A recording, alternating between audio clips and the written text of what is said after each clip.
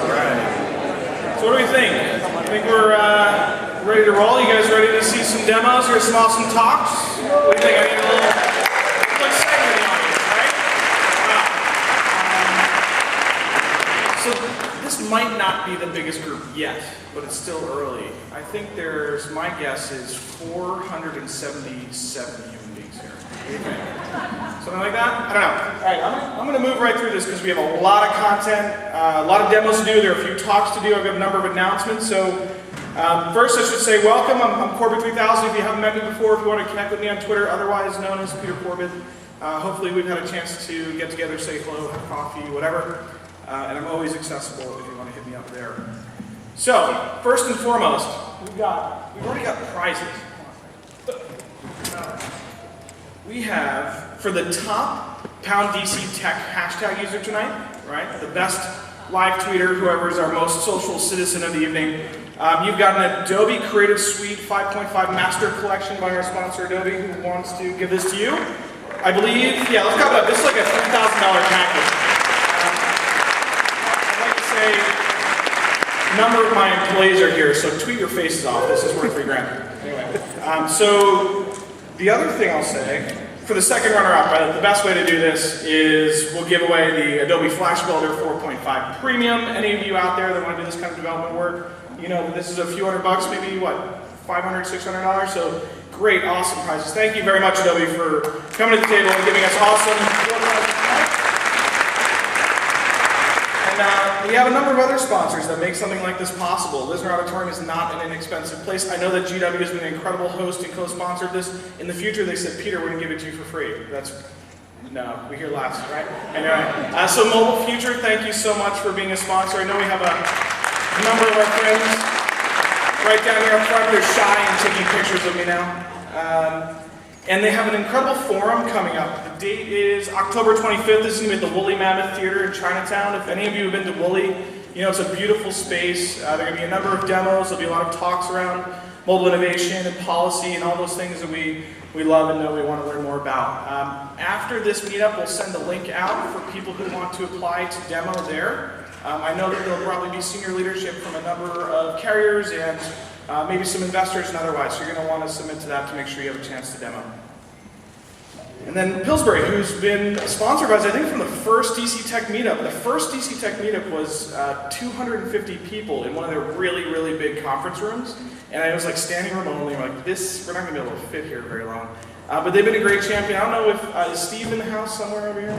If you want to ask Steve anything about, over there, waving his hand, anything about when you're raising money or all the legal implications of things that go along with being a startup, you want to shake his hand and talk to him. They're terrific. And then George Washington University, especially their Office of Entrepreneurship. Jim Chung is right up front. Thank you so much, Jim, for co-hosting and sponsoring us. I really appreciate it. And as if the sponsorship didn't end, Disruptathon, we've got Pete Erickson right up front, who's going to lead a panel. Many of you here, clap up for Pete.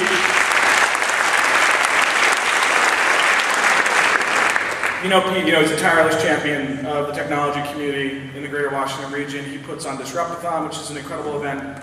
He leads MoDev DC, which is a meetup group. How many people here are in the MoDev group? Raise your hands. We got about 100. Wow, yeah, they came out in force. We got 100 people, right?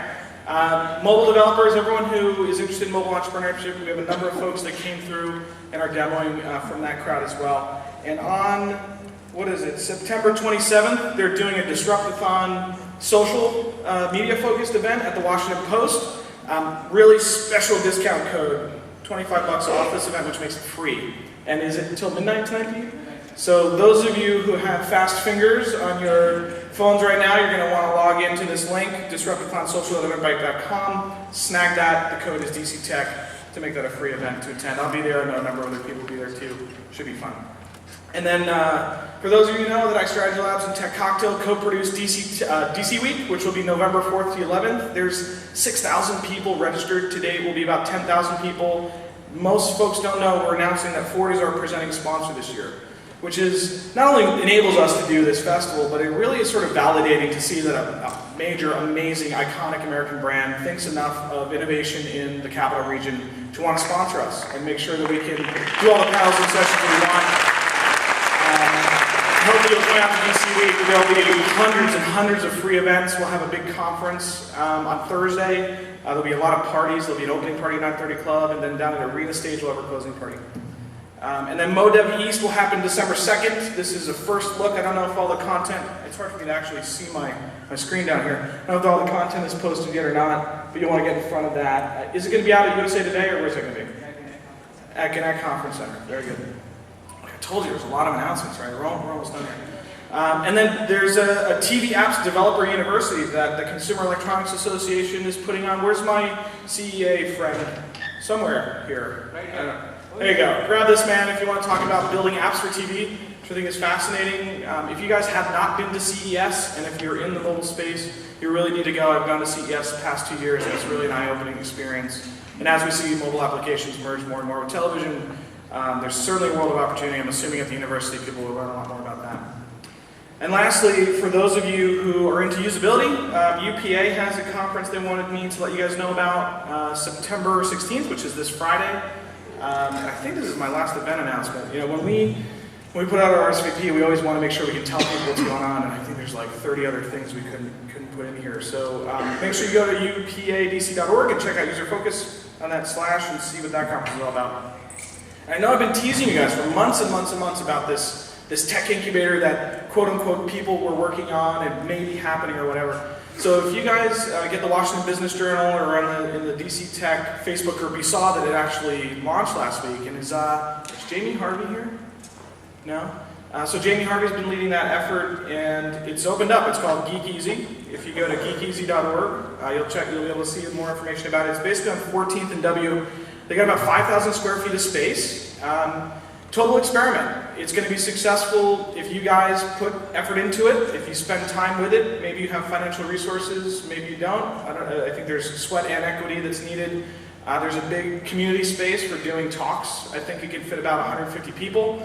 I know multiple times a day people ask me, Peter, I want to do this, focus on hacking up social APIs wherever, where can I do it? And this will be a place for you to be able to do that.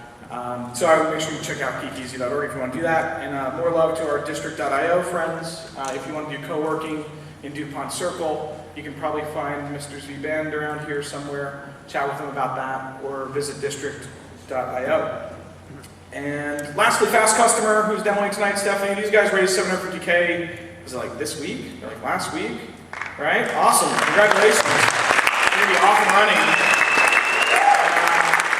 We're going to see a demo from them tonight. Stephanie thanked me for getting them up here to demo, and I said, don't thank me. I mean, we thank you. You're the example of what we're trying to do here, right? The more companies that can build innovative web and mobile applications and get funded and grow a company and create jobs and make the rest of the country understand that we're an amazing and incredible place to do this kind of stuff, the better. So I think Fast Customer is one of the best examples, a perfect example of what we're looking to do in this community here.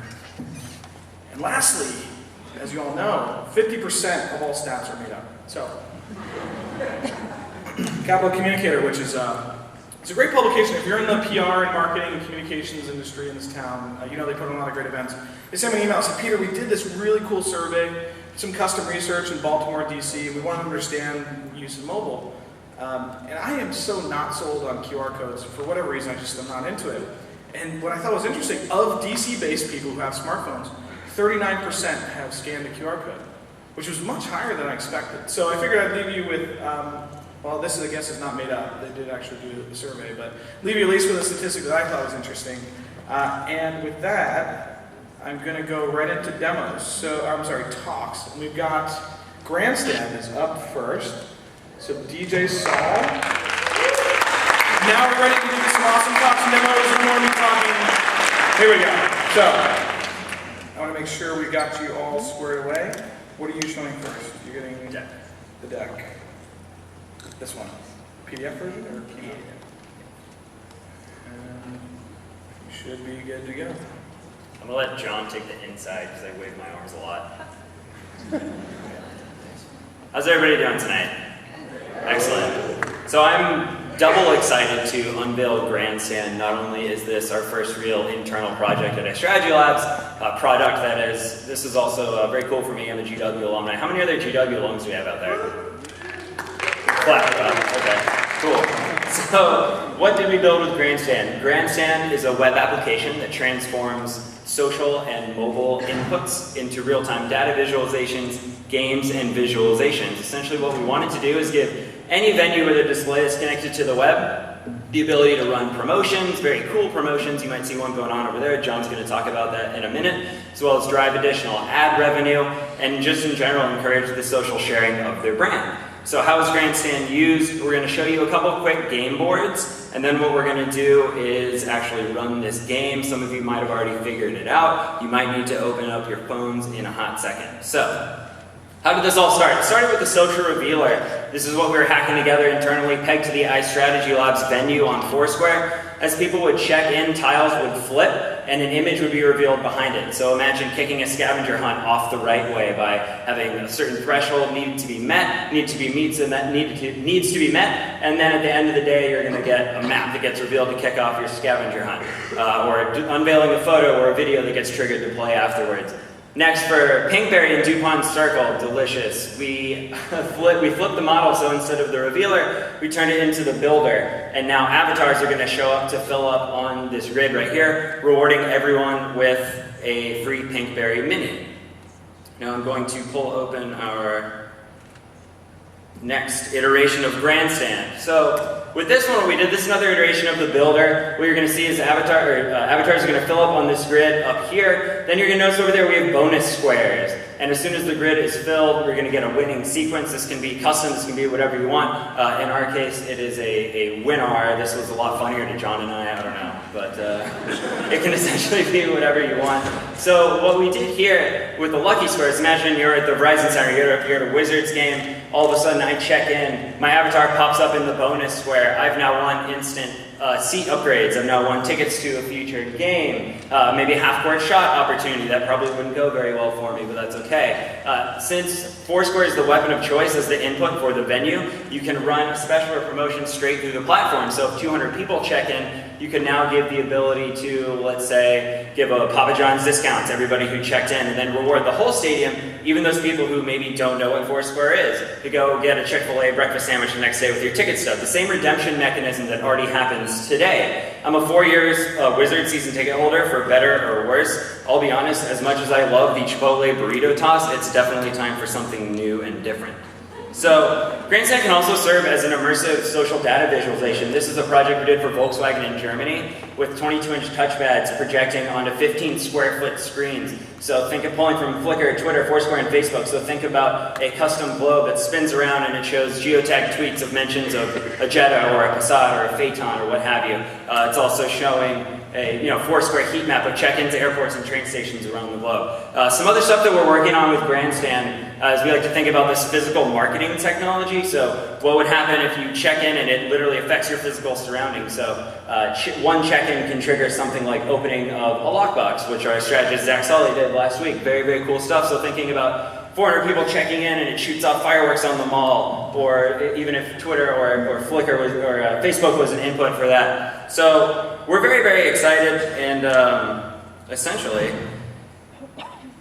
the sky's the limit in terms of what we can do with this. What we're working on now, outside of DC Week and Ford, is additional physical outputs, licensing some new games. So think about Connect 4, think about Bingo, think about Maverick. So you're watching right before the trailer comes on at a movie theater. What do you want to do? Maybe play a bingo game, and your winning row is now unlocked popcorn or Diet Coke or Swedish Fish. I don't even know if they have Swedish Fish in movies, but hopefully they do. So hit us up at Get Grandstand, www.getgrandstand.com, just launched. So with that, I'm going to turn it over to John, who's going to run our actual first Grandstand game with the public.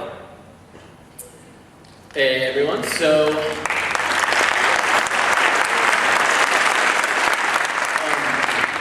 as you guys might have figured out by now, that thing that is over there is a giant instance of Grandstand. It's a new custom board that we made just for DC Tech Meetup. Basically, the way that it works is that you find the DC Tech Meetup venue, which is the DC Tech Mobile Meetup in Foursquare. You find that, you go ahead and check in, and we are counting all of the check-ins that come in tonight, and we're measuring them over on the right side. and then we are filling up a giant meter in the middle. And the meter just so happens to look like a gigantic beer glass, and that is not a coincidence, because the 3 values that are on that meter represent the bar tab that we are going to cover tonight if we hit all of those values. Yeah. So right now, you guys have unlocked $250 worth of a bar tab. You are so close to getting $500 tonight. So if you feel like getting your phones out, pulling out Foursquare, checking in, you can watch that meter count down, and you can watch us make our way up to the top. So one other thing about this board is that the meter over on the, I guess it's everybody. Oh, nice. And just so you guys know, this is, the bar tab is actually tied to my credit card, so feel free to not win this game. So that meter over there on the right is the number of check-ins that you have to go to get to the next level. So it looks like right now we are at 35. So yeah, man, we're close. Feel free to pull out your phones, get it done, and yeah, thank you very much. Thank you, gentlemen.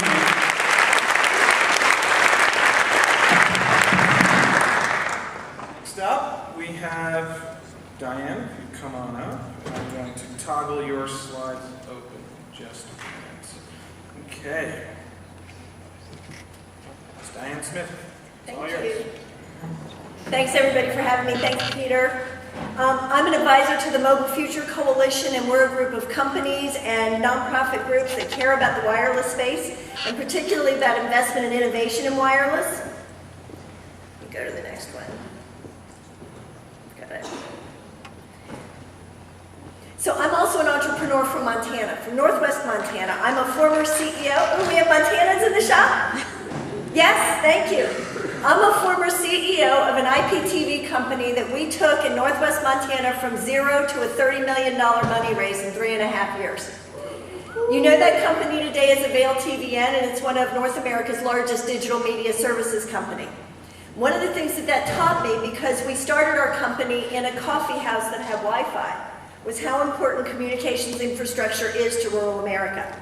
Let me tell you who rural America is. It's between 17 to 20% of the population, depending on the definition used. It's 85% of our food supply, and it's $135 billion in exports. And it relies on technology. We all do out there. According to a Pew study, 66% of Americans would rather live in a place where life is slow and people know each other. Fear is clearly a recurrent theme tonight. I'm happy to report. Because rural America is also a center for entrepreneurship, and technology makes that a lot easier for all of us.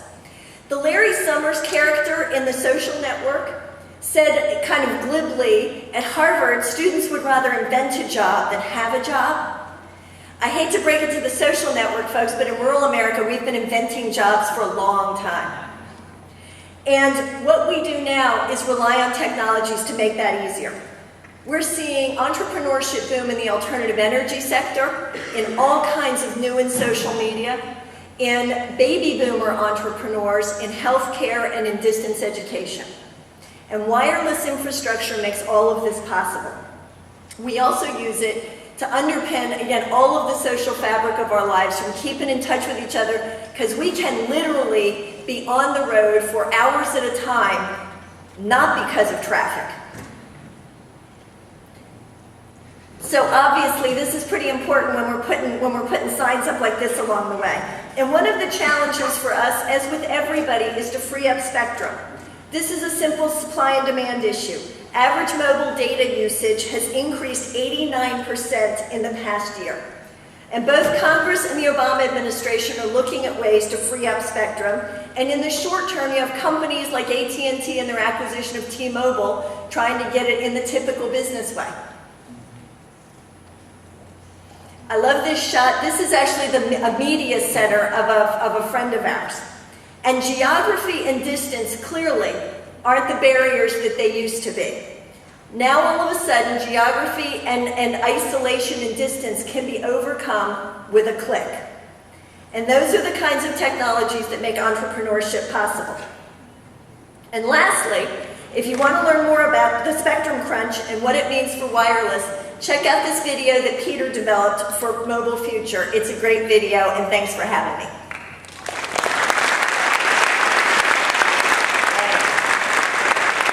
Thank you, Diana.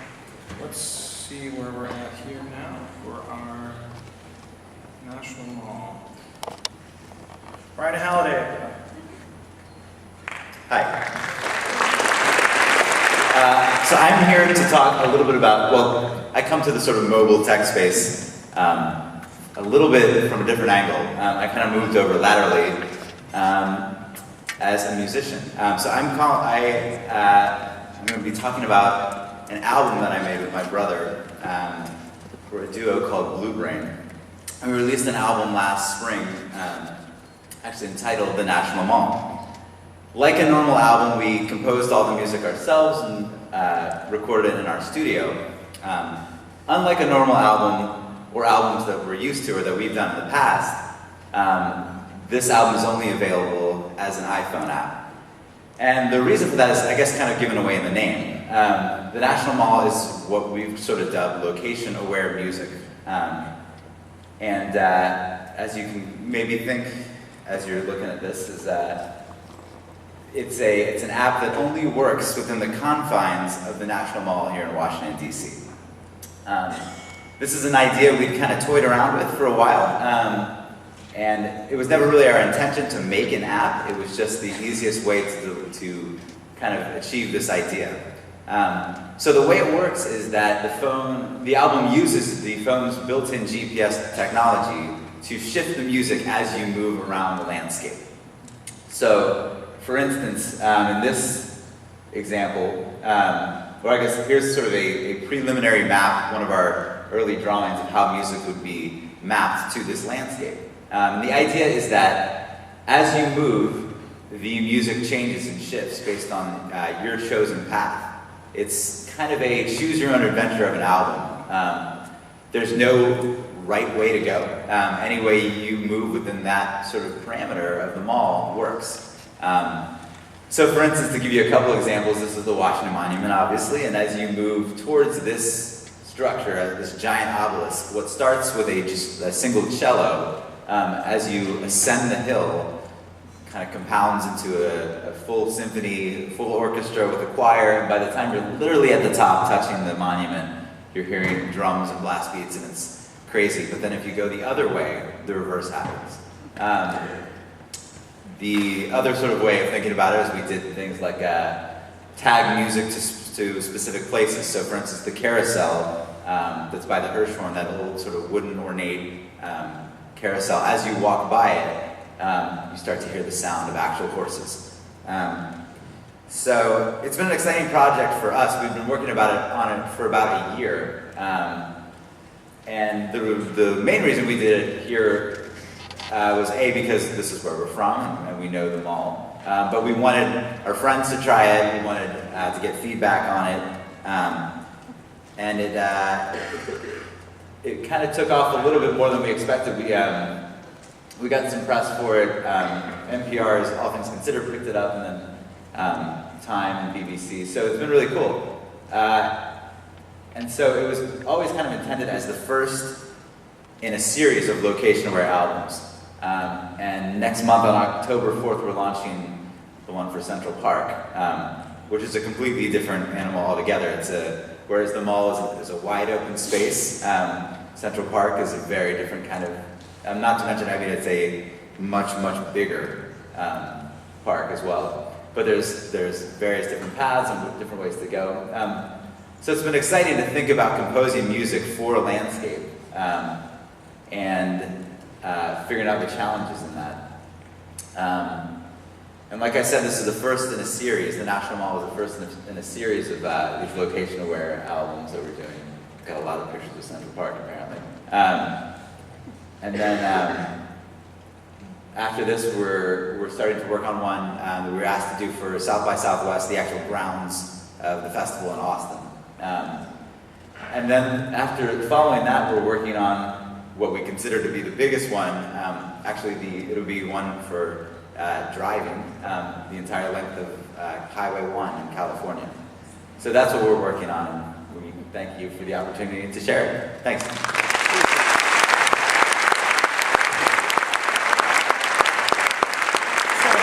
Thank Ryan for making DC just a little bit more famous for being innovative and creative. I mean, really, this project is so awesome. We're so happy to show it off. In that vein, we have a number of other awesome people in the audience that I totally forgot to mention in my opening talk. Charles Dane, who's the president of Huawei North America. Is that right, North America, or the USA version is here? Say hello to this gentleman. He's done a lot for the mobile business. If you're interested in how a lot of these things work, please talk to him. I'm not sure if you stick around after. Did we reveal our menu for drinking after? No, we're gonna wait till the end, so it's still a secret.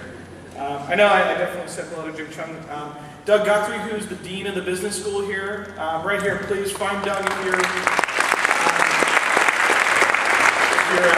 potential MBA maybe, or executive MBA, right? Or just have questions about how GW is supporting the local entrepreneurial community. And then Victor Hoskins, who's the deputy mayor. I saw him for a moment there. I'm not sure if he's still here. And I have to say, there's seats up front reserved for a specific at Mayor Vince Gray. I'm not sure if he's coming in or not. But when the Secret Service came in, I was like, okay, so we should probably make room. So maybe we'll see the mayor here tonight. Maybe we won't. Who knows? On to our next. I believe it's a demo. Let me see here. It's either a demo or it's a talk. We have Andrew Trice, Adobe, coming on up. Let's do it.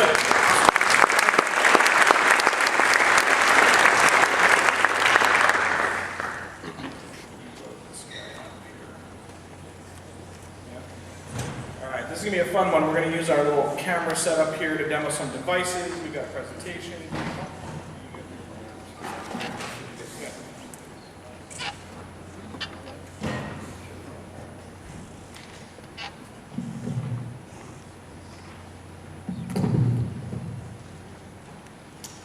Welcome everybody. My name is Andrew Trice. I'm an evangelist with Adobe. And tonight I want to introduce you to Flex and Air for mobile. And so Flex and Air are tools that you can use to develop mobile applications across a variety of devices. And as the title of this talk says, more devices, less code. So you can deploy across multiple devices without having to do as much work. So the underlying things that in the mobile tool sets from Adobe, there's Adobe Air, which is a cross-platform runtime for mobile applications. It originated from the desktop, and then it's moved into the mobile space. And with the mobile space, it supports Apple iOS, so that's iPhone and iPad. Android, which is a plethora of phones, multiple tablets, so you have lots of form factors with the 5-inch tablet, 7-inch tablet, 10.1 tablet, and also the BlackBerry Playbook.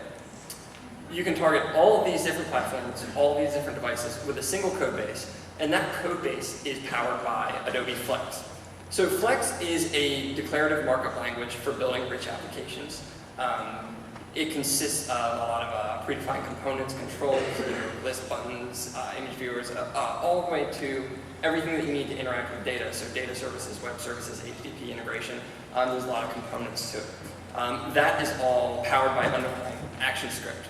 So ActionScript is the actual scripting language based on ECMAScript, so it's a lot like JavaScript, and it's very easy to develop.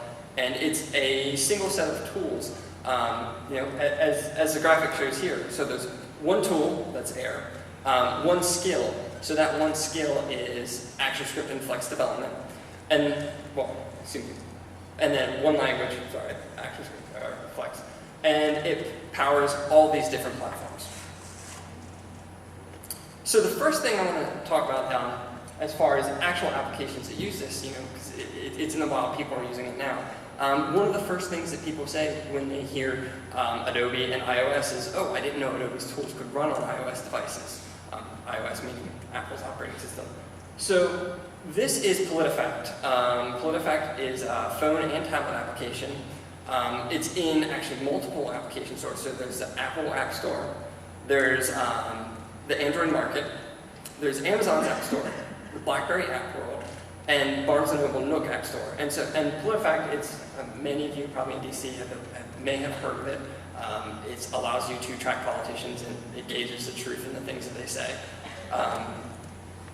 It was also the #1 app in Apple's App Store, #1 news app, sorry, in Apple's App Store for a period of time. I'm not sure what its current ranking is, but it was created using Adobe technologies, and it's a very popular application. But not everything is about games, or excuse me, not everything is about politics. Some of it's games. If anyone has actively purchased a game on iTunes recently, maybe you saw this game for the iPad called Machinarium. Machinarium right now is the #1 iPad game in Apple's App Store. It has surpassed Angry Birds this week. That was developed using ActionScript and Air, and it's a paid application. Go download it. It's a lot of fun. But that's it for showing slides. I want to actually show some real applications here. So, okay. So is this mic on? Test? Okay. So the first thing that I want to show you, this is the Machinarium app. Hopefully there's not too much glare. So you can move around, you can click, you can interact with different scenarios. This is all developed using ActionScript, running in the Air runtime. And as you can see, it's a natively installed application running on an iPad. That leads me into another app that's not quite fun in games, especially when it comes to money. And so what this is a sample application showing the Adobe tools in a business scenario. So in this example, it's a mobile trader application. Let's say if you want very quick access to your information, you want to be able to analyze data, move around the page. Let's say we want to touch to change the interface, see what we're interacting with. Or if we want real-time statistics on the stocks that we're monitoring. This is all achievable using the Adobe toolsets. I'll be your banner tonight. Okay. So that was an iPad. This next one I want to demo is Samsung Galaxy 10.1, which is one of the tablet offerings for Android. I personally like this one a lot. So what I want to show here is that exact same application running on Samsung Galaxy 10. And this is the exact same code base, so there was no additional development needed. There was no separate device-specific development. The only thing is it's the exact same code base. The only difference is when you're packaging, you can target APK for Android distribution, IPA for iOS distribution, and also bar file for BlackBerry distribution. And then these can get put into each individual app store.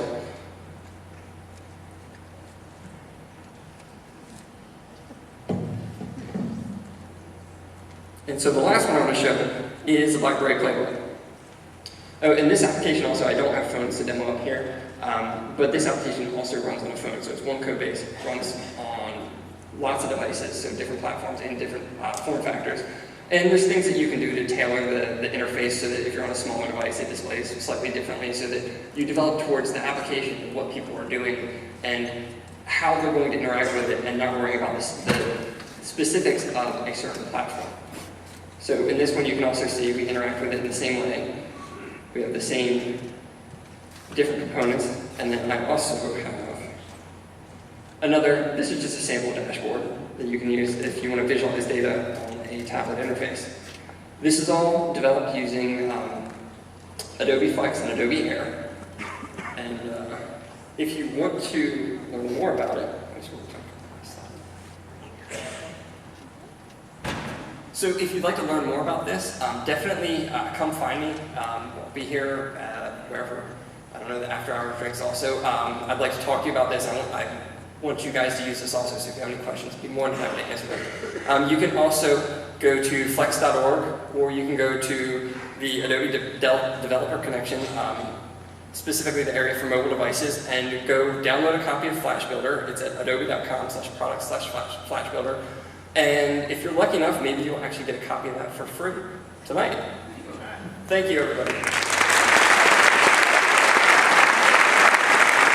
right, for Stephanie, up next. And while we do that, I want to see by show of hands how many people, and I think there's got to be about, what, 700, 600, 700 people here. How many people have iPads in the audience? That's amazing. God, we wonder why that stock price is so high. How many people have an Android tablet of some form or another? I think we got about 75. How many people have a BlackBerry playbook? That's the meanest question to ask. BlackBerry was not a sponsor. So let me bring up this customer here. And I'm going to go back all the way. And you are ready to roll. Command. Hi guys. Hi. How you doing tonight? I'm Steph Hay. I'm co-founder of Fast Customer, and I'm going to ask you a question. So I want you to think about it, and I want you to raise your hand if this applies to you. How many of you hate waiting on hold for customer service? Huh? Awesome. Okay, that's everybody, right? This is annoying and frustrating, and this is exactly the pain point that Aaron Dragishin felt earlier this year when he was waiting on hold endlessly for Comcast, and he thought, why is this? Why cannot we have machines waiting on hold with machines, and then when the humans are ready to talk, we just connect them together? So he was having a conversation with his buddy, Paul Singh, and he explained this, and Paul said, yeah, I don't know, but I can probably build a little prototype, so he did. And then Paul and Aaron came to a co-work session and they said, hey, will you try out this little thing? And I said, of course, because you guys are smart and this is probably awesome. So I did. I said I wanted to talk to AT&T, and a few minutes later my phone rang and my mind was blown. AT&T was there. I didn't wait on hold at all. It was awesome, okay? I said, I have to be a part of this. It's so simple. It solves this pain point. I mean, I told my mom about it. She got it. I mean, she doesn't get things that I normally do, so that was awesome, too. So, flash forward to where we are now. We've been working our butts off to eliminate hold so that no one ever has to wait on hold again. We're a free iPhone and Android app that you can download. You can connect to more than 2,500 companies in the United States and Canada. That's all your Fortune 500s, banks, airlines, credit cards, PlayStation, Comcast. And we have saved 50,000 users more than 600,000, just today, minutes on hold. That's a year, people. Okay? And the way that we make money, that's right, that is right. So the way that we make money is by selling to companies so that they can upgrade the customer service experience so that their customers never have to wait on hold again. And we've got loads of ideas about how to use customer service data to really make experiences better across the board. So to show you this in action, Peter, I forget again. Sorry. What's your little shortcut? Command tab, we got Chrome, and we got full screen video, right? Yes, thank you.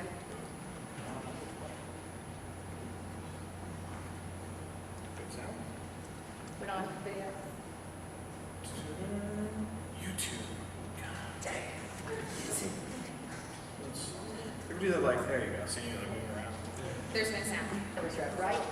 What if you could just skip that hold altogether? Well, as they say, there's an app for that, and VC10's Vince Latanzio is here to explain how that works. Vince? It's called Fast Customer Tracing, and its mission is to do the holding for you, so you can go on and focus on other things. And when I heard about it, I just had to try it out.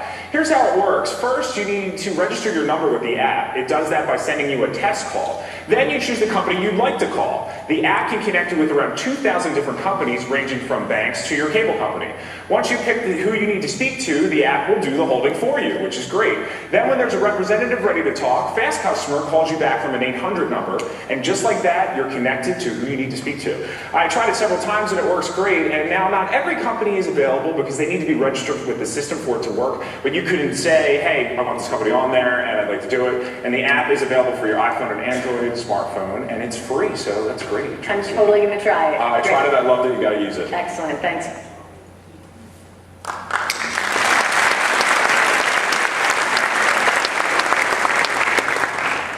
I went to school for this. Did you close it? No, I didn't close it. Did I close it? I don't know, let's see.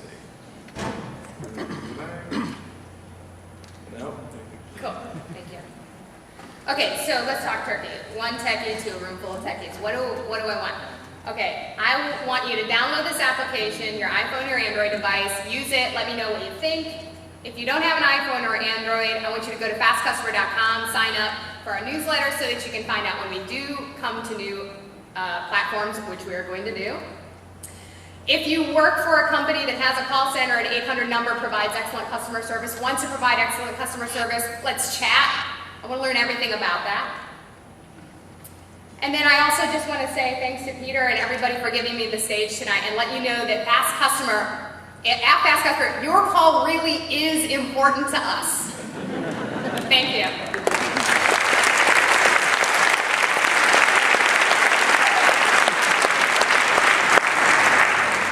All right. Who's our last panel? Our last demo before panel. Nick Miller, Parking Panda. Where are you? Yeah. All right, this crew is down from Baltimore. How many Baltimore folks do we have there? I'm blinded by the lights. I think we had like 20, 30 people. Awesome. Thank you for coming down. Thankfully, you didn't have to brave a hurricane, flash floods, or anything this week. So let me close this one out. We're going to show this later. And if I can you just demo your phone? I'm just going to demo. God, I'm going to skip PowerPoints. No slides. No slides for us. Yeah. All right, so I'm just going to run you through what we are. I'm Nick, I'm the co-founder of Parking Panda, and then I'm going to show you a demo. So Parking Panda is basically a peer-to-peer network for parking. I'm sure you're all familiar with Airbnb. It's basically Airbnb, but for your parking space. So I went to school here at DC. I went to Georgetown. I had a parking space, but I had no car. It sat empty. It was a complete waste.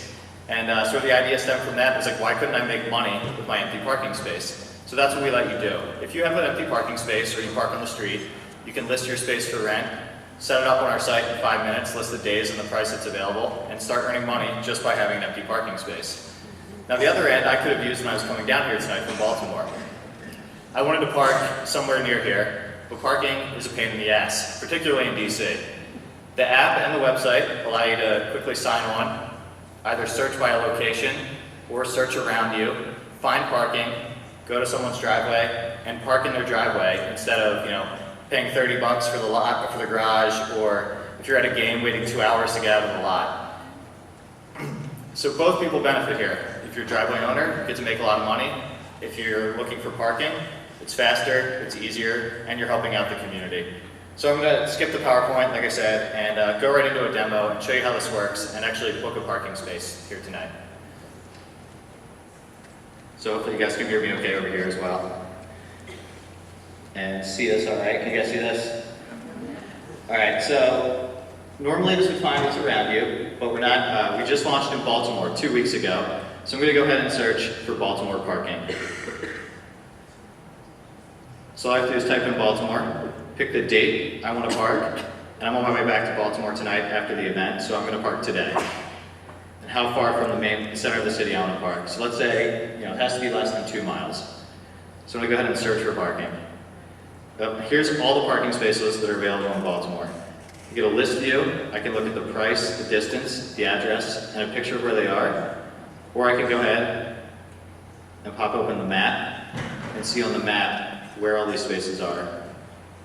Pinch, zoom in. Okay. So right over here near Federal Hill, this is right near the Ravens Stadium. It's $10. It's only a mile away from the center of the city.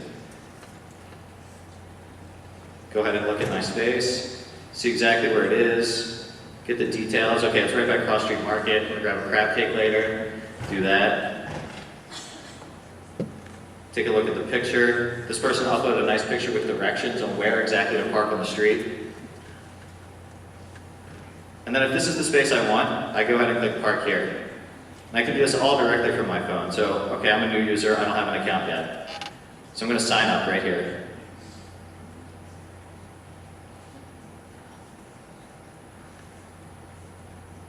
Sign up to DC Tech at parkingpanda.com.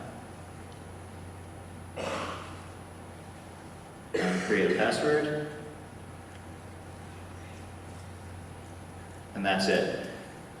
Now we securely store all of your credit card information, so once you add this once, you'll never have to do it again. But I'll go ahead and add a credit card fake credit card for today, so you don't all have my credit card number.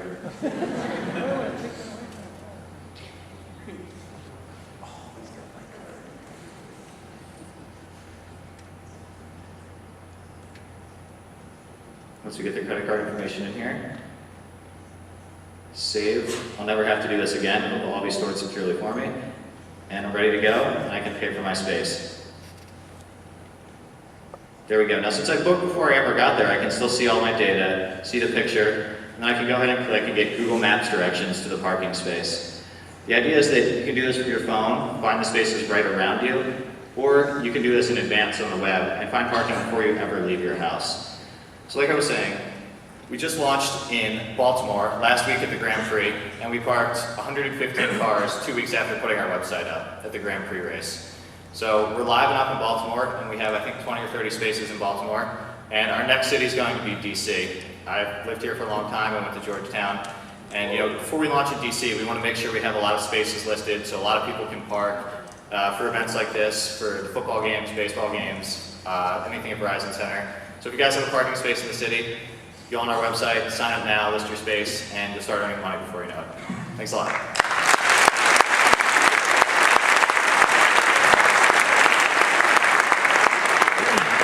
All right. Now, I know Mayor Vince Gray thought he could sneak into the room during the demo, but it didn't work. You know how many texts I just got? Like, the mayor has arrived. So I actually looked and I saw that Mayor Gray has about 4,000 Twitter followers. There's probably about, I think, 700, 800 people here, all on Twitter. So I wonder if we could boost Mayor Gray's Twitter followership by like 10% tonight. So we're going to see if we can do that. It's at Mayor Vince Gray. Is that right? All right. So anybody out here who's not following the mayor yet, he's right down here up front.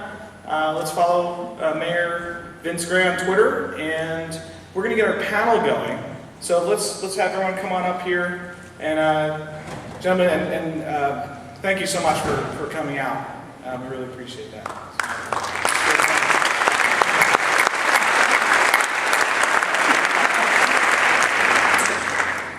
Mike's in front.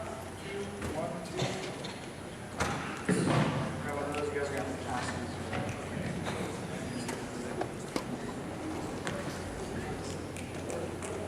So not Did I say that really loud? It's on camera.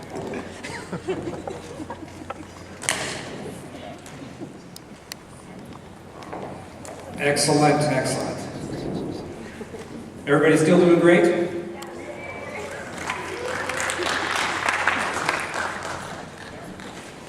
There we go, okay. Perfect. That definitely would have gone over. Well, welcome. I think what we'll do first off is I have to do a quick shout out to my mom and dad. It's their 52nd anniversary today. Hello, mom and dad out there.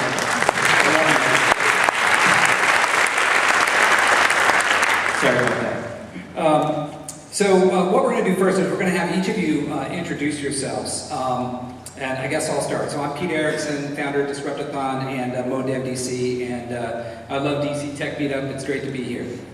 So we'll start down there with Sanders Partee. Please just introduce yourself and tell us what you do. Great, I'm Sanders Partee from Taxi Magic. We make an app for booking ground transportation, and like you, we eliminate people waiting on hold. So you can book your taxi right from the tap of your phone. We book, track, charge, and expense. Thank you. Steph. Hi. Welcome back. Chris. Chris Schroeder, GW alumni. Also CEO and co-founder of App 47. We do mobile application management. So the easiest way to think about those 3 words is we provide all the infrastructure management for the great mobile apps that are out there and let them be successful in managing through their full life cycle. Thank you. Todd Moore. Hi, I'm Todd. I'm founder of TMSoft. I have an application called White Noise. It puts you to sleep, not because it's boring, but that's what it's supposed to do. And I'm writing a book right now to be published by O'Reilly. It's called Tap, Move, Shake, and it's going to teach you how to go through the whole process of building your very own video game. Excellent, thank you. Thao. My name is Tran. I work at Waco Labs, which is the labs team, technology-focused team at the Washington Post Company. We work on a number of emerging technology platforms focused on making sure that when we launch a new product that it's on multiple mobile platforms. And we recently launched Trove.com, which is a news aggregator available on iPad, Android, iPhone, BlackBerry, and Windows, actually. Excellent, thank you so much. Well, we don't have a lot of time, so we're going to get right into it here. Everyone talks about kind of the platform wars that are going on, and I guess what I'd like for you guys to comment on is, with regards to making choices in platforms, how have you gone about that, and what have you seen? Any surprises out there relative to Android or other platforms versus what you've already been doing in iOS? Sanders? Sure, we got started 4 years ago and built our first app on the BlackBerry, and I don't think we would be here today if iPhone hadn't come out, because our product and service took off completely with that new form factor and touchscreen and all that. So we have developed for iPhone, Android, Windows Mobile, and the BlackBerry, but over by a long margin, it's iPhone and Android that have been our business. I will say it's interesting, we also, you can text our service for a ride. So we sort of say, text is better than voice, app is better than text, and when you're going from, our product is very mobile oriented, so there's not as big a jump when you go from phone to tablet, because tablets are sort of nomadic. You put them, you get it out, you use it, you put it away, but the phone's always with you. So in terms of mobile, that's sort of where we focus. Excellent. Anybody else want to comment on platform wars? Todd, I know we've talked about this in the past.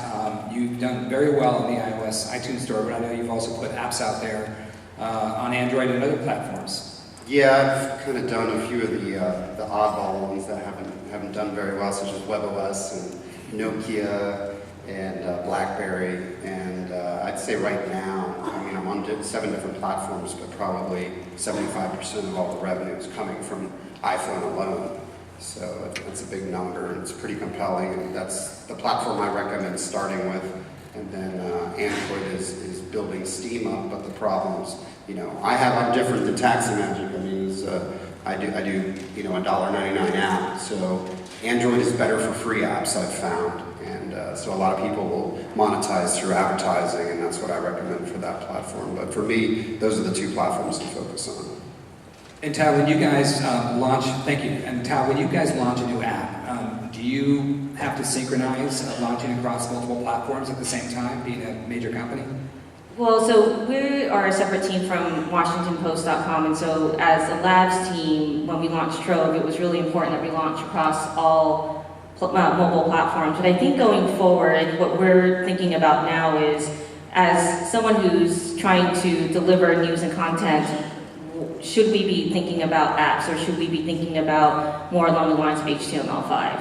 And so that's what we're kind of contemplating, especially when we're thinking about resourcing and for a development team, whether we want to have in-house expertise around certain native apps versus going for something much broader, not dissimilar to what Adobe was presenting today.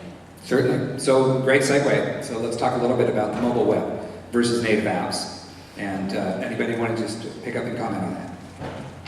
Yeah, this is a discussion from our perspective of the platform that we provide, the service that we provide. And we actually think it's kind of the wrong question to a lot of people.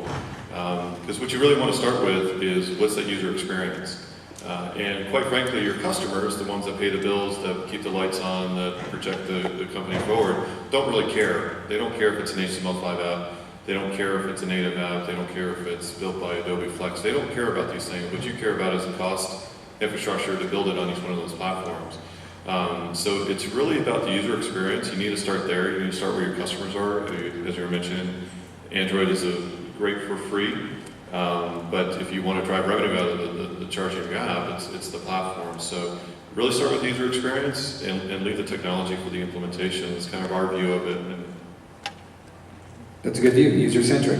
I think it's a great view. Steph, are you guys doing anything with regards to the mobile web? Yeah, I mean, we're really trying to figure out what our next steps are. Obviously, we're on the iPhone and Android now, but people are always asking, are we going to be supporting new platforms? How are we going to continue extending past customers so that other people can use that? And I think, to your point, the user experience really drives is really driving that decision for us, because we have to make sure that that customer's call experience every single time is perfect. I mean, we're still new, and as soon as that call doesn't get placed, or as soon as you pick up the phone and you're actually hearing hold music, and that confusion, that raises credibility that we just can't afford. So for us, we really want to make sure that we are mastering the platforms that we're on right now before we're extending, and that user experience really is the primary objective every single time.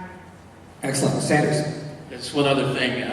We've been fortunate enough to be between number 5 and 45 in the travel section of the App Store since we launched our app. And having met with the people out there, they sit down with me and say, okay, well, what other functions of our iPhone? Can you insert the accelerometer? Can you make it shake? Can you use the compass? And they've run ads for us in the Washington Post, New York Times, Wall Street Journal. We've been in a couple of commercials. So we like to make them happy and use all the features. And the only way to use all the features right now, anyway, is to make an app. So we'll be sticking with the app. And Android did the same thing. We were on the front page of the Android market for a month of October last year. So we try to make those guys happy. And while it might be cheaper, to be really feature rich, we're into building the apps. I can attest to that. We have a 5:30 cab tomorrow morning, and it's always good to get that text message that you guys send. That's a fantastic feature. Thank you very much. Let's shift gears a little bit and talk about privacy. It's been a big discussion this year. There's been a lot of legislation floating around the hill about privacy. I would say, it was interesting that Angry Birds didn't even have a privacy policy earlier this year. How has privacy impacted your businesses? Privacy came up very quickly as we were capturing phone numbers, and people are giving us their phone number and they're wondering what we're going to do with that phone number, and especially before we really had a chance to define what our revenue model was going to be. People were worried we were going to sell their phone numbers and that sort of thing. So what's interesting too is that in talking to companies, especially during the customer development process, companies are really sensitive to it as well. They understand that this is a major issue that it's not gray territory for the right people, and you just have to make sure that you're working with the right people. Yeah, Chris. So privacy is a key issue for us. So it actually goes as far as to say it was a key motivator for us starting at 47. So there are plenty of free solutions that do parts of what we do, from an infrastructure management, analytics, data capture, crash logging, all those types of activities. But they give it away for free, so they turn around and sell ad targeting information to the ad networks. And it was a major motivator for us to provide a data private, enterprise-grade infrastructure management solution to app developers, both on the enterprise side and on the consumer side, to eliminate that issue. And it's not collecting the UDID that's the issue, it's what you do with it. As well as having the privacy statements and doing the right little things. So it's that next step of what a few people have chosen to do with it has really caused the issue. It's not the crime, it's the cover-up, right? Todd, as an independent developer, how has privacy impacted you? I try not to store sensitive data in my applications and games. That's the easy approach, I think, and that's the one. Having worked 15 years in network security, I know that it's an extremely difficult thing to protect information. So as a user of the platform, I would hope that iPhone and iOS will kind of put some finer controls on security, because right now the platform really just protects location and prompts you for location. It doesn't do much in terms of data mining your address book or doing other malicious behavior. So I hope going forward, Apple will be focusing more on that. And I think Android's done a slightly better job at kind of showing what parts of the operating system, the application will get access to. And I hope Apple will kind of follow that doing things as modules and being able to secure them.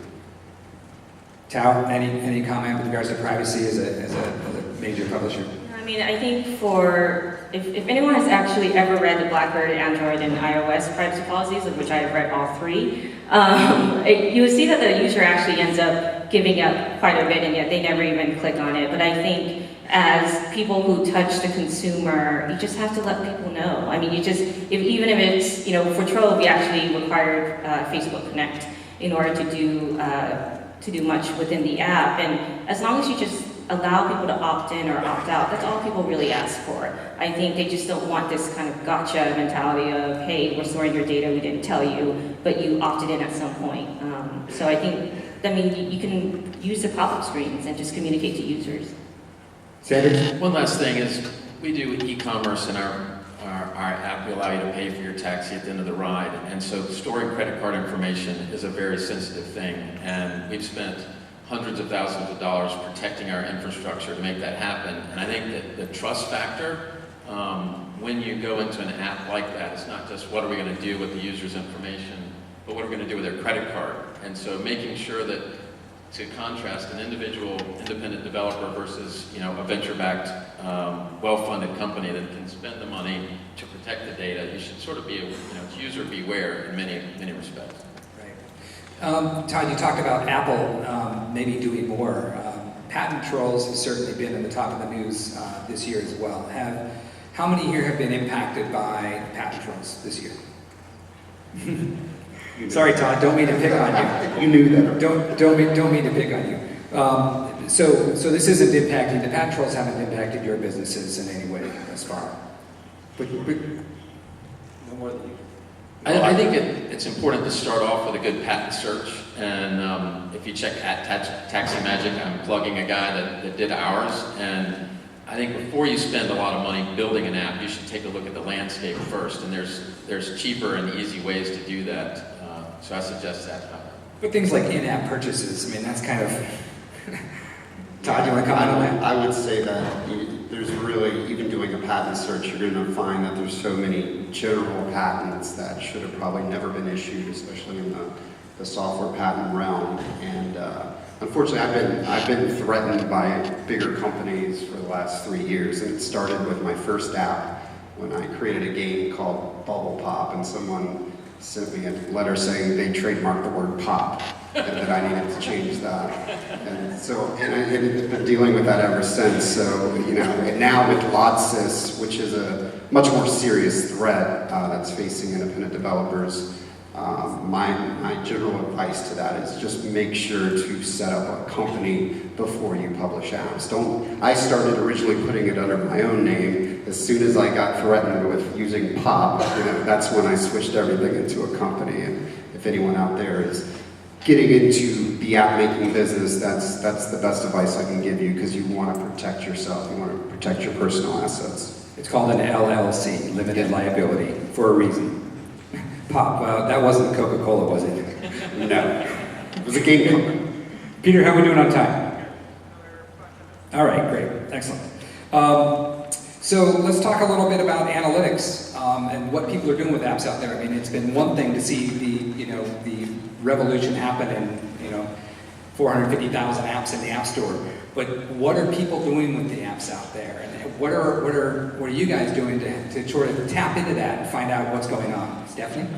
I could say that through the customer development that we were doing in the first couple months, big data was getting thrown at us from the people who wanted it.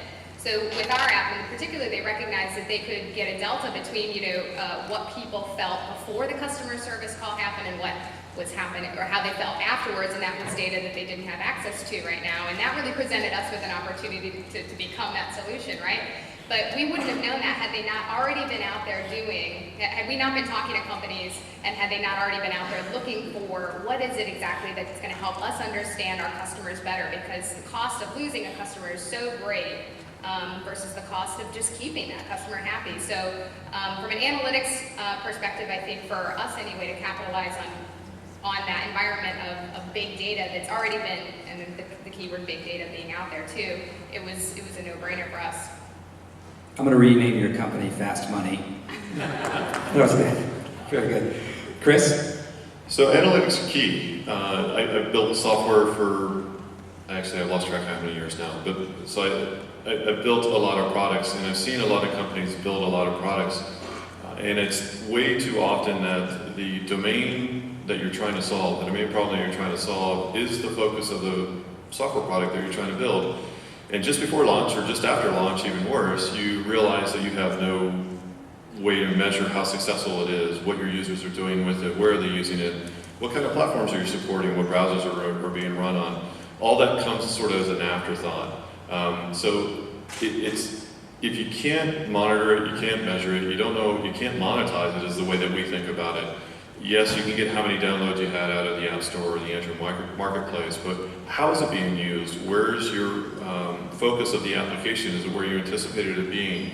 If you're ad revenue based, is that where you're putting your ads? There's a lot of questions that can be used or gained out of analytics on the consumer side, and on the enterprise side, it's very similar questions with minus the ads. You don't send your ads, don't send ads to your employees, but you still wonder how many times do they open up their Salesforce automation app, how many times do they actually close a deal, how many times do they call their customers. So there's a huge amount of information that's out there to be gained out of just what's being used within the app, and what's the focus, and where is it being run, and what model, and all that information as well. Imagine if Michael Scott had access to analytics. And I'll just say too, I mean, the economy, right? So everybody was immediately trying to get in social media as soon as it became a thing, and so everybody was saying everything that they could say to sell their company. And then when the economy tanked, they were wondering why they were throwing all this money into things that they could not measure and actually determine whether or not it had any ROI. So this is just, I think, also a result from the economic situation that we're in. Awesome. Let's see here. So let's talk a little bit about revenue models. Well, we got some different takes here. We've got publishers and enterprise, and definitely consumer focused. It used to be that, was it a paid download or was it just ad supported? But now, times have changed. And Steph, you're just talking about, you guys kind of came across a whole new revenue model with regards to monetizing your platform from an analytics standpoint. How have you seen your own revenue models change over the past 2 to 3 years in the mobile apps world? Sanders? Sure. We started with charging users to pay for their taxi. We called it a documentation fee, so they could help put it on their expense report. With the iPhone, we came out with the free version. It exploded. People don't want to pay. And so we struggled and worked really hard last year to convert 70 different taxi companies to where they pay us a little bit every time somebody books a cab. So we wouldn't be here if we couldn't find that, you need to find somebody to pay. We like to think of ourselves as a wanted app or a needed transaction. And in that regard, the downloads go way up when it's free to the consumer. And we are looking at some interesting premium revenue in some cities like DC or San Francisco. There's certain times of night, like say 2 a.m. I'm not usually up then, but or at least maybe with my son, but I'm not out. But I hear you. There's a big premium for getting a cab at that time of day, and so we're looking at something we call priority booking. It's in beta test now, and a way for the user to pay an extra tip to the driver, give us a little shave for actually coming and showing up at that time. So awesome. Thank you. Anyone else? Todd, what do you talked about free or paid apps. Tell me how your business has changed over the last 2 years in regards to the models. I think free apps has become a better way to monetize, even though right now I probably make more money off the paid applications. But if I could go back in time, I think I would have probably done more free apps because the ad models have gotten really good. The vendors like AdMob, and of course you have iAd and a couple others. But there's one in Baltimore. Yes. Millennial Media. Give them a shout out. Local folks. And so I think I try to do both. If I can take an application and it's worth 99 cents, which was kind of absurd 3 years ago to create software for that amount, but that's the market we have now. I think it's important to create a free app with it to accompany your paid apps, and then you can just monetize that with advertising. So I try to leverage both. both sides of the field. Thank you, thank you. Well, we're going to wrap it up, but not before we get a take from each of you. So I want to hear, what's your next big challenge sitting in front of you relative to mobile apps? You tricked me on that last one. Our next big challenge is with the analytics of actually studying, getting the data from the taxis. So we know right now we track them in terms of where they are on their way to pick you up, but getting more precise data about when they're coming, how they're coming. So it's actually studying the analytics of our target delivery vehicle. Thanks, Sanders. I'm seeing a trend here. Steph. We were just talking about this today, since we, formalized it. We closed the seed round last week. Now it's really time to determine, determine which of these platforms is our priority. And what we just keep coming back to is that user experience and making sure that it's perfect. And then really finding, based on the data that exists out there now, where the people are and how they want to use our application, and being strategic and smart about which ones to choose and making sure that it's perfect. Thank you. Chris. Yeah, I think we have a little different answers, because we actually don't have an app. We have the infrastructure that helps you manage your app. But it's a very similar answer. We have our product built, it's out there, currently on the iOS and the Android platform, but it's how many platforms can we get onto, and how quickly can we support Adobe and the great Air applications that we see coming down the pipe. He's not listening. Give him a little shout. Yeah, okay, thanks. Thanks for the tweet. But in all seriousness, it's about getting on as many platforms as possible, because the boundary of what we will think of next is really just limited by our imagination. I think we'll continue to see that, and we'll see it on all platforms as it continues to grow. Thank you, Todd. I'd say as an independent developer, one of the biggest challenges is testing and making sure your apps now work on, maybe it's cross-platform, but maybe it's just within iOS alone. There's so many devices now from the original iPhone, and there's so many, you have the iPad, iPad 2, and then, you also have all these different versions of iOS. So one of the challenging things I always seem to have is making sure your app can run on all of those platforms and not blow up. And one of the best things that I have in my possession is the original iPhone running 3.0, and I will never upgrade that because it finds more bugs than any other device I have. So that's the biggest challenge, testing and QA. Nice. Thao. Similar in terms of prioritizing different platforms, but I think from a publisher standpoint, just trying to figure out, we've been so focused on trying to get content on different platforms, but now it's really looking at our analytics and thinking about the user experience on a tablet device versus a phone device, and they're fundamentally different experiences. And so it's this, hey, let's just get our content on these apps, and now let's take a step back and figure out how does the browse passive experience, how should that experience be different than someone who's on the go, who just wants to read headlines on the mobile device. And one of our biggest challenges right now as a technology team is recruiting. So I know that I think a couple of our guys was here last time and gave a shout out for recruiting. So if you are a developer, come see me. Resources. Everybody needs resources. Okay, we need to get to that question, but I think we're going to wrap it up. Thanks so much. It looks like analytics takes the evening, right? Analytics. Thank you so much. Thank you, everybody.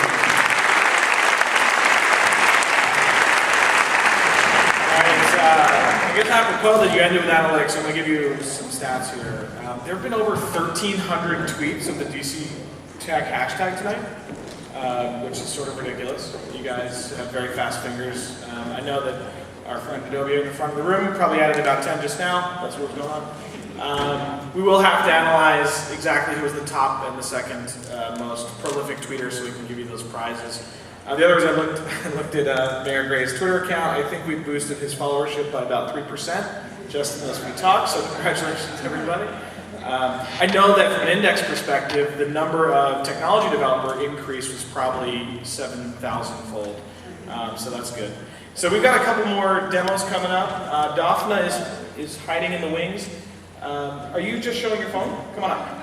Perfect. All right, so we're going to toggle over to camera input here. And you didn't see this before, so this is the, look at that, right? And I got to add a mic to your camera station here, so there we go. Audio Well, I can always talk, like very presidential. Sorry for you, come on. Oh, okay.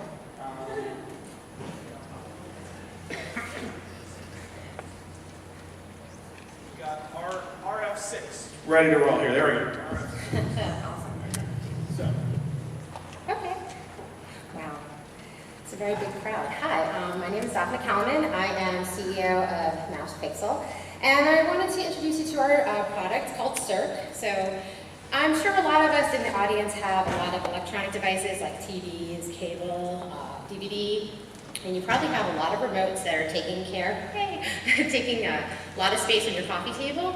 So a lot of us also probably have, since we're in a mobile environment, smartphones, smart devices like your iPhone, your iPod Touch, Android devices. But what if you could take all those annoying remote controls and actually put them right onto your iPhone? Well, you can, and it's with this product called Circ. I'll shove it under here. Hello, there's Circ. And what it is, it's an infrared converter, smart universal remote control. And basically, it's right now for the iPhone 4. We worked with Apple to develop it, so it's in the Apple Approved program. And it converts your IR, so you can basically take your remote controls, put it on here with an application that you download, and control all your devices. So I'm going to show you quickly the case. So here it is, and you can see it's really small. It weighs about 20 grams, and when you plug it into the phone, it uses the 30-pin dock connector. You still have access to all of your lovely buttons. You have at the top the LED, which is able to control your devices. And then you have at the bottom, so that you don't have to actually take the case off, is a micro USB charger, and we give you the little cable so you can plug it in, sync, and charge your phone without taking the case off. And it is fairly protective on all the different sides. So it has about a 15-foot range, although I've been at the Red Line bar and I was able to control their devices, which is an interesting thing. Yes. A little tip, we like to incite a little bit of anarchy and chaos because you can actually download database codes of devices as well as custom pair up the remote. So if you're in a bar and like the Red Line and you see, oh, there's a TV with a LG on it, let me go and find that device. I can simply go ahead and go edit device list, and I would be able to simply go add, find the brand, and search through it and find my device that I'm interested in. Oh, that's right, I'm on airplane mode. You need to have Wi-Fi or 3G in order to do this, so I'm going to turn that off.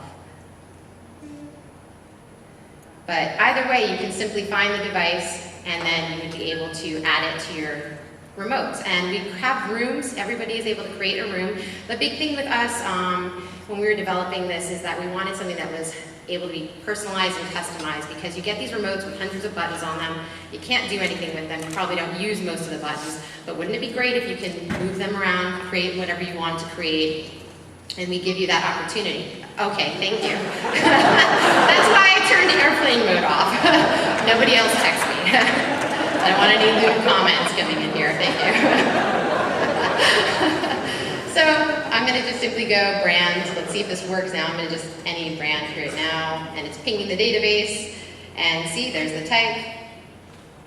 And then now, once again, it's pinging the database, and then you'll be able to test it, point out your device, see if it works. And if it doesn't, or if you don't find your device for some reason, you can custom add it. So I can just go edit, hit save, and now it'll be able to change. Now, the first thing you do when you get here is you get a layout. So whether you're doing a database device or you are doing one custom, you can simply move things around, and you get these little guidelines that kind of tell you where to move things to. You can also go and say, oh, I don't want to show this button. Now it's gone. You can do things like also pair it. So this is if you're custom, all you do is simply take your remote and you point it at the Circ, and you simply tap the button on Circ. You get about 10 seconds, tap the button on your remote, and then it will pair up and learn the code immediately. We recommend about an inch distance between your device. So obviously no remote, so it's not going to pair up. Another thing you can do is add gestures. This is my favorite thing. With my existing remote, obviously I can feel the buttons, but you can't feel that when you have a touch screen. So we allow that you can actually, we have all these different wonderful gestures that you can pull from the iOS, and you can simply select and add. So if I go to my existing remote, go to cable because I have a ton on here, you will see that I have all these different buttons already paired up, and I can simply swipe, swipe, swipe, shake it around, whatever I've assigned to it, and boom, I'm able to control without even looking at my device. Another thing that you could do, let's see, oh, we have a guide. We do have a program guide, it's a new feature. So I'm able to see what's on TV. You're able to actually edit the channels, because if you're like me, you have Comcast with 900,000 different channels that nobody actually uses or watches. So you're able to say, oh, I want this channel, or I don't want this channel, and show only the channels you want. You're able to go in, view the actual program, and then when it pings the database, if it has details, you'll be able to go, hey, watch it, and it'll change the channel on your TV. So one of the other big things that we have is when you create an account, you go to getsurc.com. That's where you can actually purchase this, GETSURC. I know a lot of you have smartphones. You can go there right now. And you can actually create an account once you purchase a SURC. And what that does is there's two things. You're able to share your remotes. So let's say, I have all these remotes created and I want to share them with somebody else. I can simply do that, and I can find their remote, their email it to them. I can also share remotes with the public. And so let's say I have a brand new device, 3D TV. Nobody has it. The database isn't yet updated for some reason. And I want to share this with the community. I can, and people can go search for that device and import it, and then they've got it, and it's wonderful. Because sharing means caring, folks. We learned that in kindergarten. And the other thing you can do is backing up your remotes. So if you're like me, you've lost a fair share of remotes along the way. I feel like my dogs have probably eaten a few of them. It's very possible. But what if you want, you created this lovely account, you spent your time making these remotes. You can simply back up your remote, and we keep up to 3 backups. So that means if your app crashes, you, God forbid, lose your iPhone, you're still able to get your applications, get your remotes back by reinstalling the application. So Doc, I have a quick question for you, and we're going to have to go. Questions. Oh, good. You have such a very unique combination of both industrial design for a product and an iPhone application that you developed. Tell us, you don't see that normally in this area. Yeah, not see it. What's the team like? What are you guys the team. Well, the person who came up with this was our engineer, who's one of our partners, and he's been working for Verizon for I think 30 years now as an engineer. And him and my dad are both TV and electronic junkies, and we're like, we don't want to spend $300 on a universal remote control because that's how much you have to spend. Now, it's ridiculous for a base remote for a Harmony, and then you don't get all the wonderful fun stuff that you get with a SURC. And the fact that it's an iPhone. So they came up with the idea, and me and my other business partner, we were basically wanting to do iPhone app development. So all of us came together, came up with the idea to do this. Half of our team is actually based in Israel, where apparently this is like the Mecca for technology now, and the rest of us are here in the States. Or the Jerusalem for technology. Yes.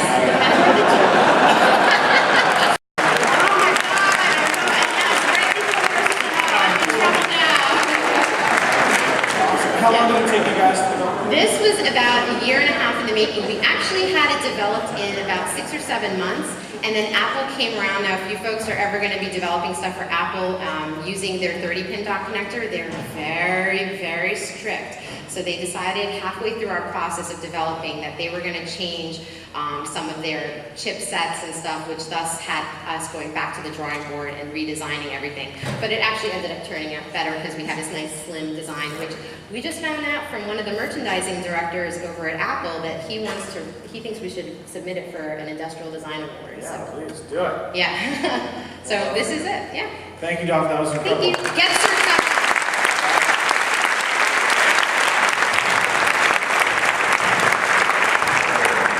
All right, and actually I was remiss, I didn't mention our next demo, Steven. Actually, Steven, come on up. We're going to start this demo.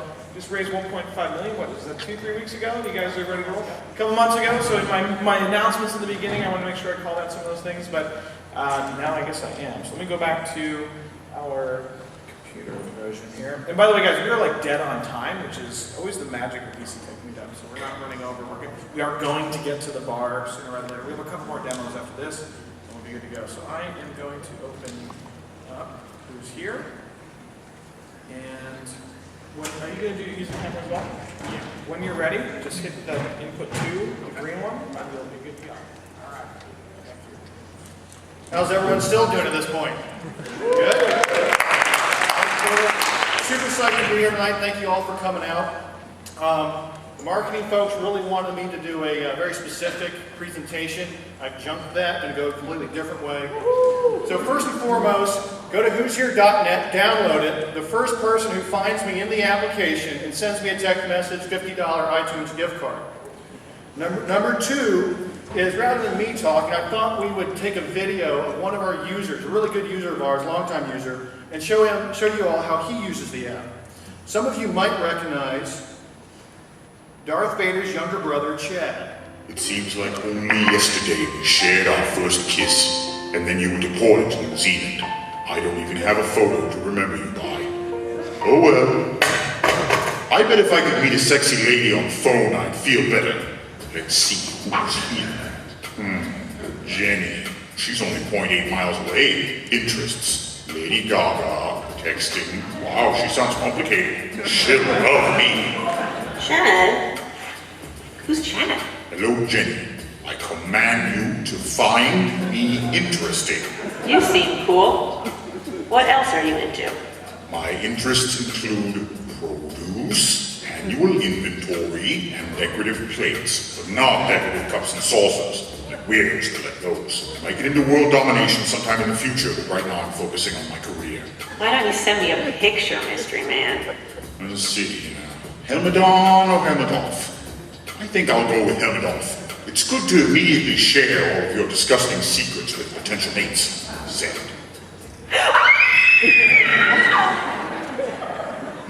No response. She must be fantasizing about me. So you gotta love Chad. He's a great long-time user of the app. It's a real guy out in, I think it's Minnesota that does that. Anyways, some things about Who's Here. You know, if you're in a crowded room, you want to meet someone, but he's got maybe Peter's got a whole bunch of people around him. You can't just get in that circle. You don't want to send him a public tweet. Well, you have Who's Here. You can do that without knowing any personal information. No phone number, no email address, no Skype ID. Ladies, you want to talk with a guy, but you don't want to give out your phone number. Well, you can do those things with Who's Here. All without, again, giving out your phone number, email address, Skype ID, none of that. Indeed, the registration process, there is none. Every part of your profile is optional. You are in complete control of the personal information that you choose to put in the application and or send to someone directly. And our instant messaging, it blows away SMS. As long as you're not sending something like an Iliad, it is truly instant. I really encourage you to try it side by side. It's pretty amazing.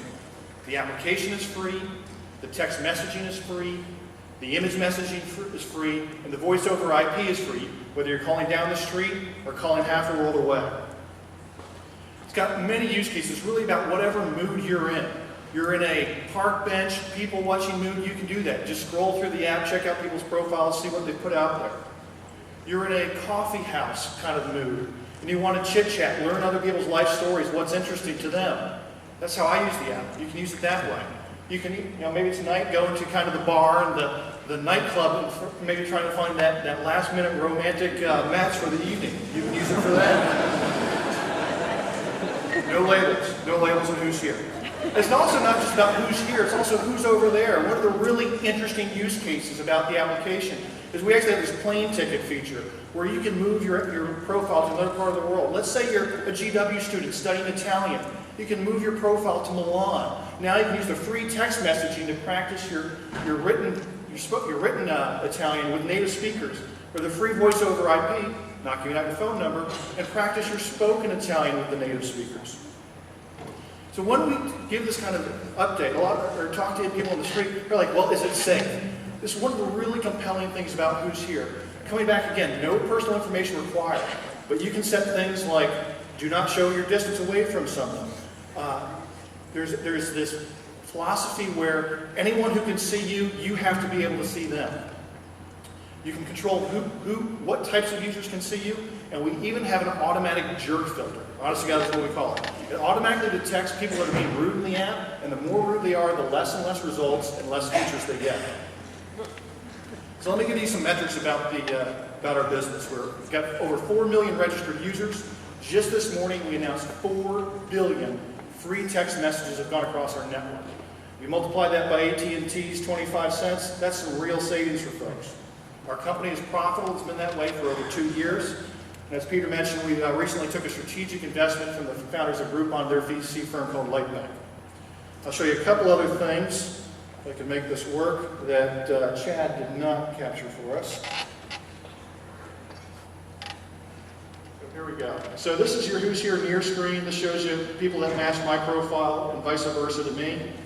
And just want to show you a couple quick things. A lot of people are now texting. Ooh, so it's working. Very good. We'll have to check the timestamps. So we've got a colleague here tonight, Lisa. I want to show you a couple things. One of the things you can do is send virtual goods in the application. So I'm going to send a nice virtual beer to Lisa and guys. So Lisa's probably got about 50 unread messages right now. Because I just sent her a virtual beer, I went to the top of her inbox. And the other thing that I want to show you really briefly is how to make a phone call. And you'll see that there's no phone number, it's just a dial button. Should have turned the ringer on.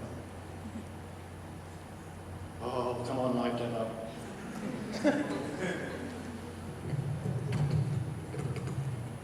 Lisa, you there? I'm here. All right. So that's Who's Here, guys. Thanks so much. Have a great night. See you at the bar.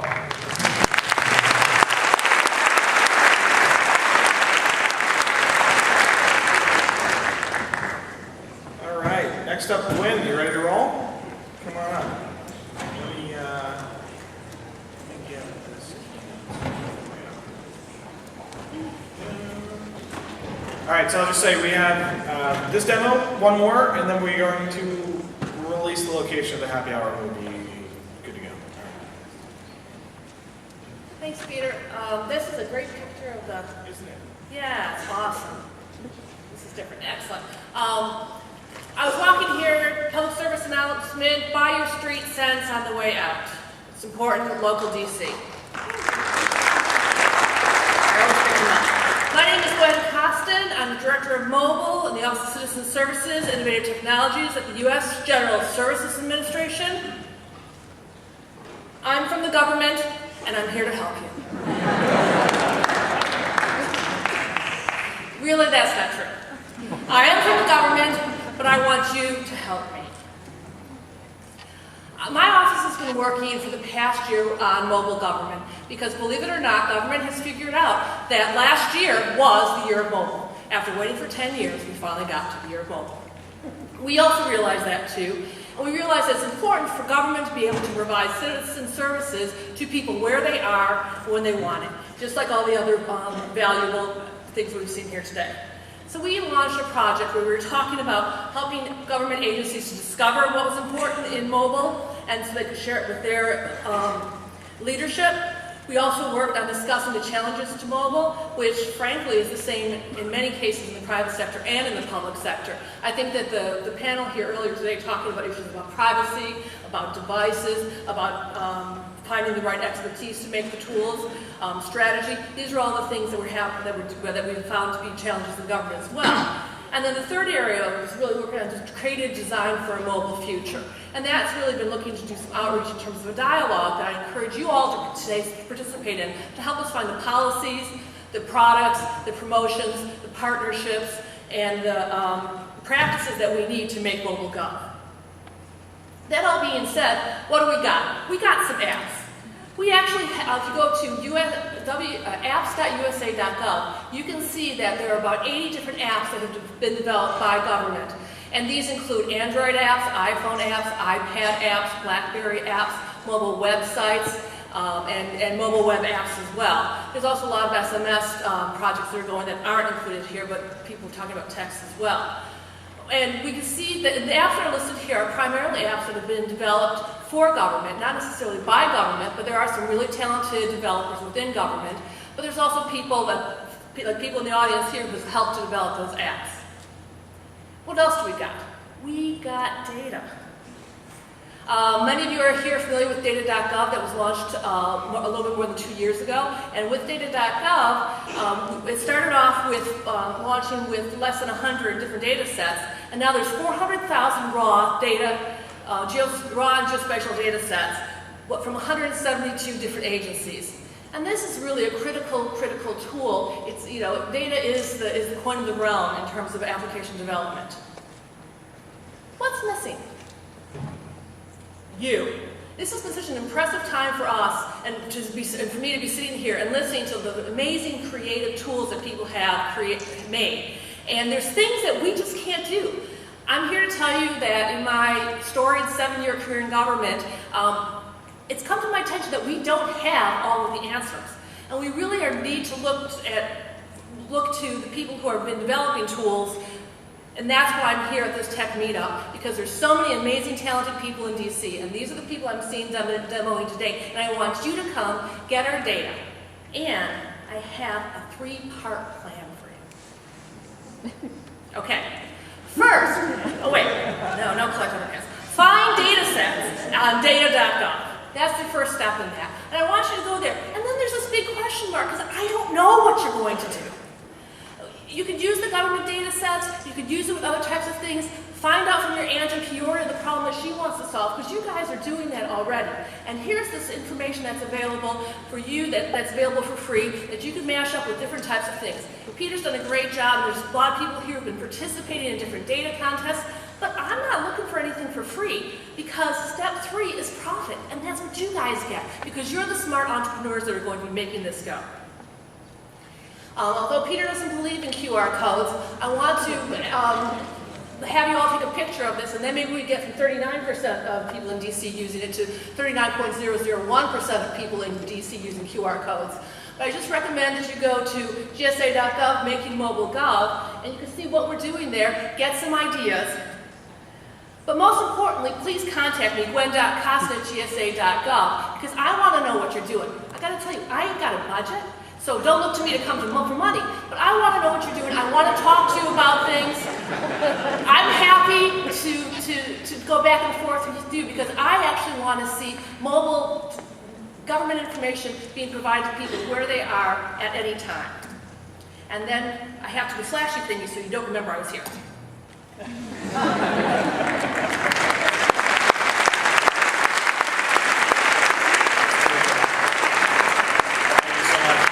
All right, we'll have Philippe and Jason up for our last demo of the night. It's going to be pixelated. And pixelated slides. Yes, I do. And let's see. That's the first slide. Is that right? All right, guys. How about it? Thanks, Peter. So, we're standing between you and beer, so let's get to it. So Philippe and I go out a lot. In fact, it's what we do for a living. In the past year, we probably produced events with over 50,000 attendees. So one thing that we know from going out, and you know from going out, is that it matters a lot less what's actually going on at the place and a lot more who's there with you. So people like to go out with their friends. It's the bottom line. We've also bought tickets before, and we realized it's probably the most isolating experience you can have, right? It's you buy one and you basically go in by yourself. So that's why we created Tixelated. Now, we consider Tixelated a next generation ticketing platform. Because in our opinion, in order to have next generation ticketing platform, you have to be 3 things: mobile, liquid, and social. And we're going to get into what that means in just a second. But the bottom line is that Tixelated represents our answer as both event producers and event goers to the inefficiencies that we've seen in the creaky architectures that have been pushed by Ticketmaster and friends. So, who we call Ticketmaster and friends. So basically, these guys designed the ticketing platform for venues and promoters, right? So they push, real-time analytics and who's coming and stuff. But the reality is, the end user are the people buying the tickets. Those are the same people who are promoting the events, who are probably setting up the events, telling all their friends to show up. So those are the people we're making those for. So what do we mean by mobile? Now, mobile to us is not just putting tickets on a phone or delivering by SMS, text message, or using QR codes, which Peter hates pretty famously. But mobile to us means instant gratification. It means getting what you want, wherever you are, whenever you want. It's something that we've all gotten pretty used to, but ticketing companies haven't gone in that direction yet. So for us, we want to make sure that your tickets move with you, they move with your plans. As you're talking to friends and finding out about new things, you can exchange them, you can do all this stuff. And we want to make sure that we're putting tickets in front of you wherever you go, whether it's on a flyer, a poster, a club, a friend's phone, anywhere else. So we also think that to make something truly mobile, the tickets have to be liquid, right? Total freedom. When you own this ticket, it's not like you're stuck with it forever. This thing, you can return it, you can exchange it, you can pass it off to a friend. Total freedom, which really encourages you to buy them early and buy them often, because there's no limitations anymore. And then connections, again, when we talk about people not wanting to go out alone, it's the connections that matter. So if this isn't social, and again, we're not talking about Facebook sharing, but we're talking about real world socializing.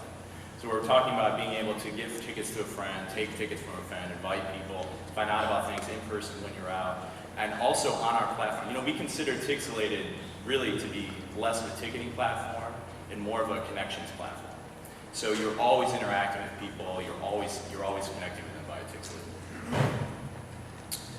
Right, so also to make things liquid, we thought, all right, these fees have to be totally negligible, totally transparent, right? So for every transaction, it's a 99-cent fee.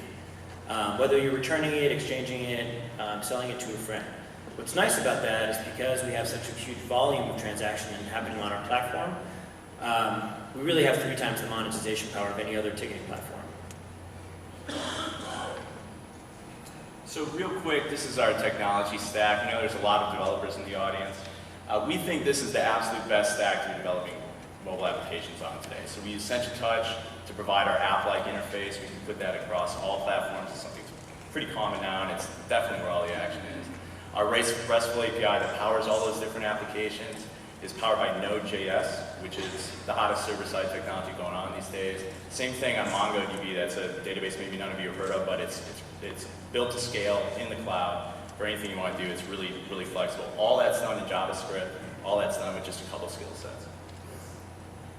So here's where we're at today. So these are kind of some screenshots of what we've built so far.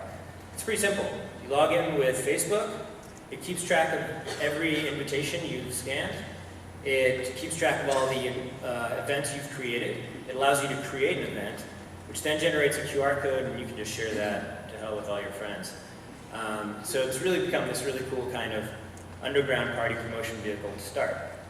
Where we're off to next is really to build out the social platform and to get paid ticketing done on this. So that's us. We're Tixelated. And if you guys are at all excited about what we just talked about, come find us while we're drinking beer or at Tixelated, and our website's tixelated.com. Thanks.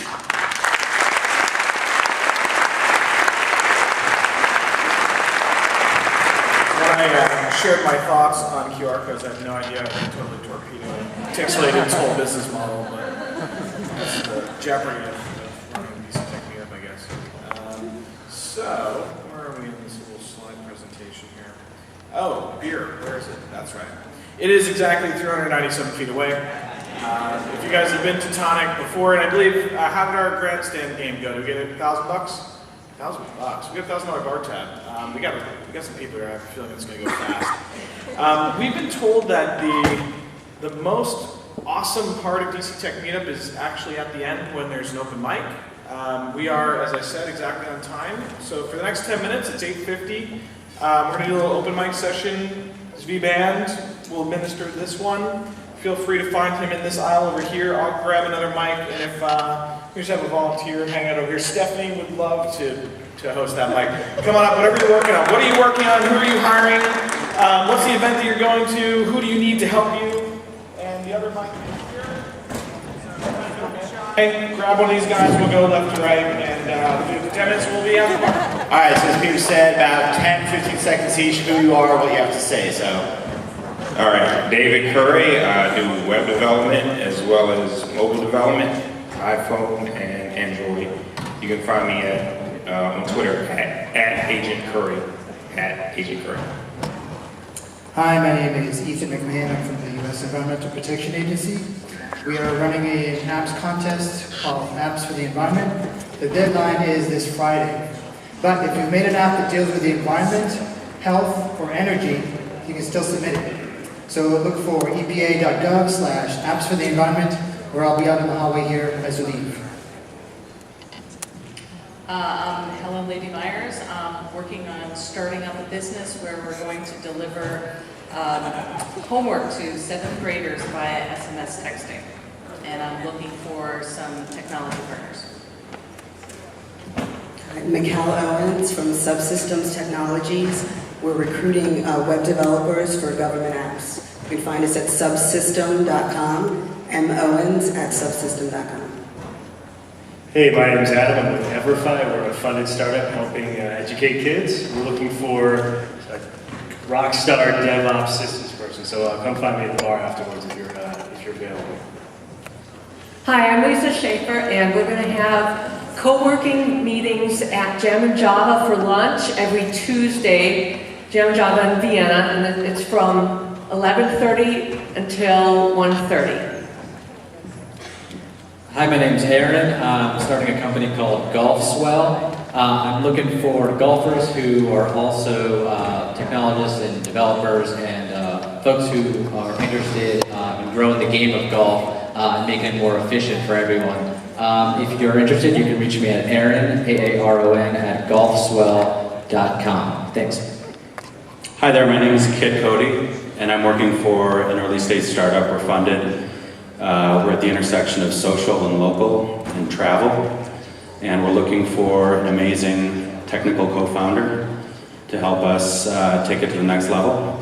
You can reach me at kitcody, KITCODY @gmail, or Twitter, KITCODY. Thank you. Hi, is anyone interested that has a startup and winning 25 grand? No strings attached. So my name is Jonathan, I'm with Fortify.vc, and we're hosting an event October 11th at the Crooked Building out near Dulles. And we're giving away at least 25 grand. The more sponsors we get, the more money we'll give away.